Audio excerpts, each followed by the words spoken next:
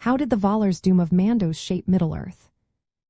Imagine a moment when the divine voice of the Valar echoes across the world, setting a course that will influence ages to come.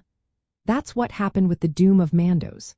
It was a formal judgment pronounced by Mandos, the Valar of death, fate, and prophecy. This event was triggered after Fëanor and his followers, the Noldor elves, committed the first kinslaying at Olqualinde.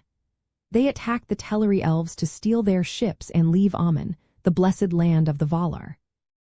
Mandos, who is responsible for the spirits of the dead and the unfolding of destiny, declared a powerful judgment. This was not just a warning but a binding decree with real consequences. The doom stated that the Noldor would face exile, suffering, and ongoing strife because of their rebellion.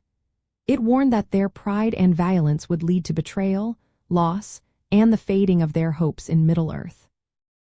The immediate result was that the Noldor were cut off from the light and protection of Valinor, the land of the Valar. They crossed the sea into Middle-earth, where they became embroiled in wars against Morgoth, the first Dark Lord.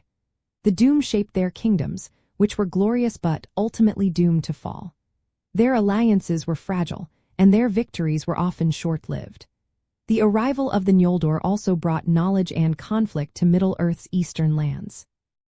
This judgment set the stage for many major events in the First Age. The struggles against Morgoth, the tragedies of the royal houses, and the eventual intervention of the Valar in the War of the Wrath all trace back to the doom.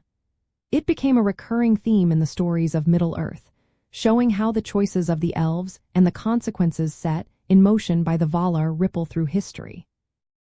In the larger picture of prophecies and destinies, the doom of Mandos illustrates how divine judgment and mortal actions are intertwined. The Valar can set boundaries and warn, but it is the choices of elves and men that determine how those boundaries are experienced. The doom acts as both a warning and a framework for the stories of heroism, tragedy, and hope that unfold in Middle-earth. Understanding this event helps explain why the elves' history is filled with both great achievements and deep sorrows. It shows how divine will and free will work together, shaping the fate of entire civilizations and the ongoing struggle between darkness and light.